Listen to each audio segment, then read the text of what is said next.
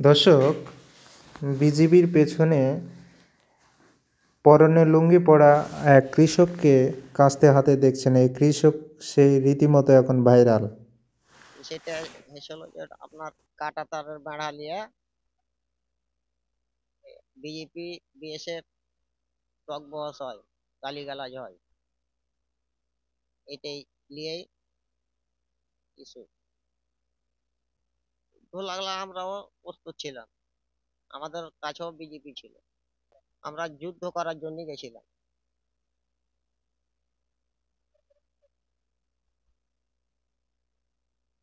সেদিন দিনমানি আমরা ভোর থেকে বর্ডারে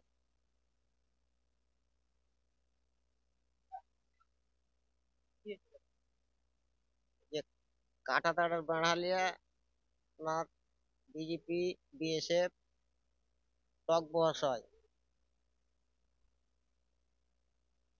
তারপরে তখন থেকে আমরা দিনম্যান অবস্থান করছিলাম ওখানে। ওরাও বিএসএফ লল ধরে ওদিকে জনগণ আছে, ওরাও হেসে লাঠি দেখেছে, তখন আমরাও বিজেপির ওখানে আমরাও প্রস্তুত ছিলাম। না, ভয় লাগেনি আমাদের। হ্যাঁ, দেশ যুদ্ধ লাগলে দেশে সব সময় আমরা প্রস্তুত ছিলাম। আছুনু আমরাও যাব যুদ্ধ করতে বিজেপির সাথে। আমরা সেই কৃষকের সাথে কথা বলেছি। কৃষকের বাড়ি চাঁপাইনবাবগঞ্জের শিবগঞ্জ উপজেলার বিনোদপুর ইউনিয়নের কালীগঞ্জ গ্রামে।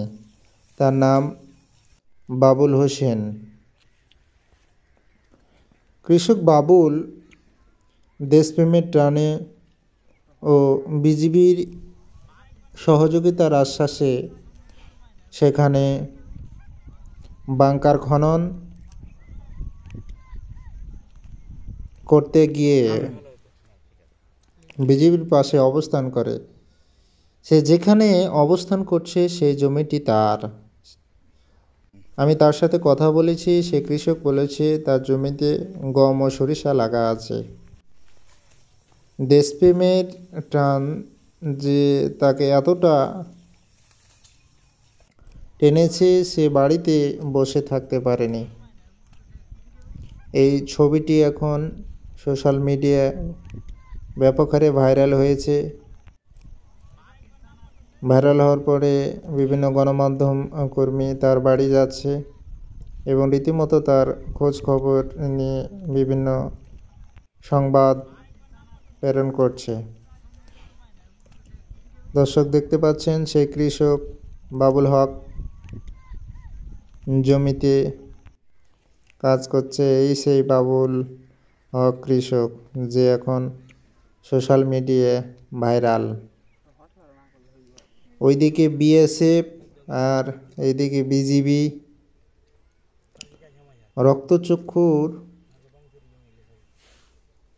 নিয়ে সেই কাস্তে হাতে অবস্থান করছিল বিজিবির পাশে। দর্শক, দেখতে পাচ্ছেন সেই কৃষক বাবুল হককে।